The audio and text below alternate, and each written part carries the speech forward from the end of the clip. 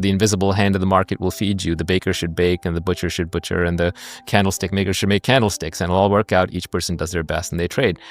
And so, which is it? Which theory is correct? And I think there's always going to be a battle between the two. And I think the interesting thing is what's going on. There's a modern flavor to it, which changes it. The modern flavor is that the individual is getting more powerful because they're becoming more leverage. So someone like an Elon Musk can have the leverage of tens of thousands of brilliant engineers and producers working for him.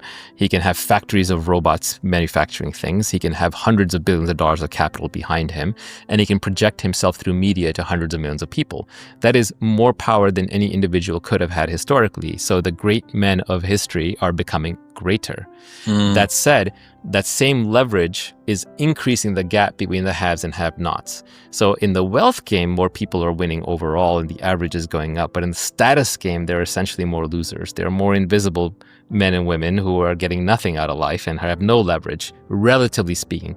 Objectively speaking, they might be better off. They still have phones and they still have TVs and they still not absolutist creatures. Correct. Though we're relative creatures. Correct. And so to the extent that we're relative creatures, there are more losers than winners. And in a democracy, those people will outnumber the winners and they will vote the winners down. Yep. And so that's the battle that kind of goes on. And the democracy has gotten very broad. And so one of my other quips is that it's not the right to vote that gives you power. It's power that gives you the right to vote. So we've confused the two. So what happened was, voting started as a way for people who had power to divide up the power, not fight amongst themselves.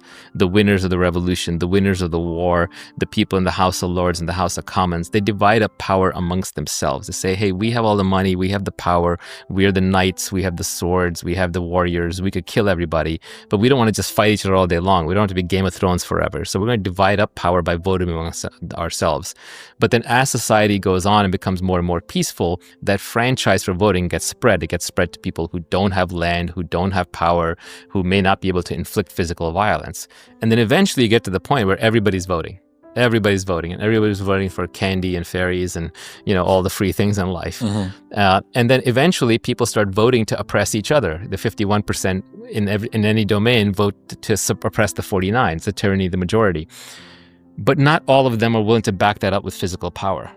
And so you can end up in a situation where people who don't have physical power are using the institutions of the state to control the people who do have physical power. As a simple example, taking the United States, the people who don't have guns voting to disarm the people that do have guns, right? Well, if the people who do have guns get coordinated and care enough, you can't do that, right? So I think eventually these societal structures are unstable. They break down. And they break down because eventually the people who have the power and say, no, wait a minute, you don't get to vote. You only got to vote because you had power, and now you don't have power and you're somehow trying to vote. All of nature, all of society, all of capitalism, all of human endeavors are underpinned by physical violence, and that is very hard truth to swallow and hard to get away from. Nature is red in tooth and claw. If you don't fight, you don't survive, you don't live, you die. And that's true of everything alive today. And humans are no different. So giving up physical power and then thinking you can exercise political power fails, which is why every communist revolution, which is all about equality and kumbaya and brothers and sisters, end up being run by a bunch of thugs.